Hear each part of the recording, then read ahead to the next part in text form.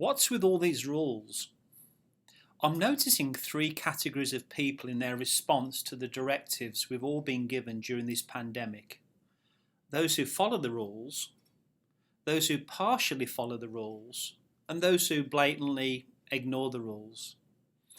In the county in which I live, we've been told we must wear face masks and socially distance when in public. By my calculation, I see about a third of people faithfully following the directives. I call these the rule followers. We then see about another third who seem to make a superficial and partial effort to comply with the county's request. This second category of people sometimes wear a mask, but most times don't. They'll socially distance with complete strangers, but see no problem having friends over for drinks or to break bread with those who they know. I call these the selectors. They select what works for them. The third category completely disregard the directives. These are the people who believe first principles include the freedom to ignore any reasonable request of anyone in authority. To them, the face mask is a joke, and they'll give anyone they want a hug or a handshake, whether the other person wants it or not. I call these the rebels. The workplace magnifies the heart of human behaviour, and so it comes as no surprise to see these three types of people at work, be it on-site or online. The rule followers come in two varieties. Those who are an asset to the organisation and those who are a liability. On the asset side of the equation are those employees who are a pleasure to have on board.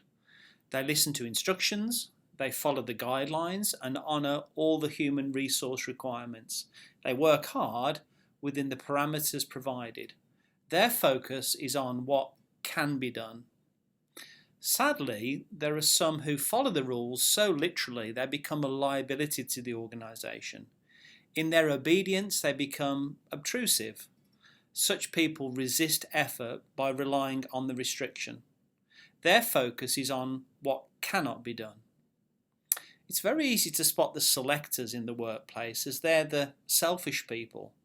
Yes, they've heard of protocols, procedures and processes, but they believe there's always an exception for them and that absolutes do not always absolutely apply.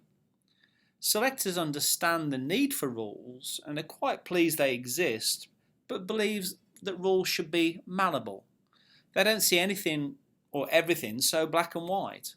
At the heart of the issue is not an aching for creativity or innovation, but rather a self-centered way of seeing the world. Selectors see deadlines as arbitrary. Selectors are often past due on their work. They're always late to meetings and want to jump ahead and bounce around any agenda.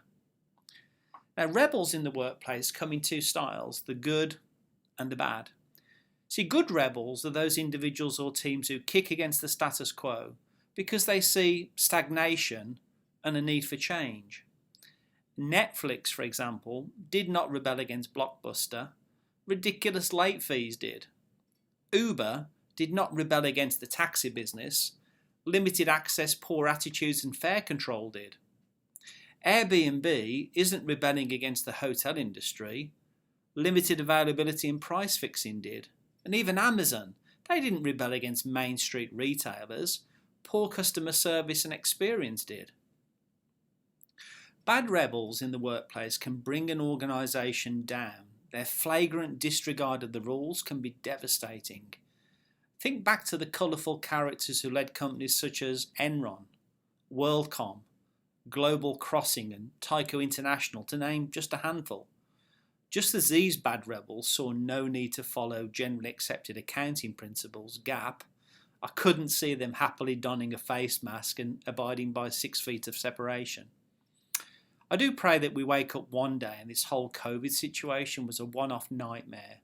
But as sure as day follows night, I'm convinced we will see the rule followers, the selectors and the rebels back at the benches, within the cubes and across the boardroom when we arise from this lockdown.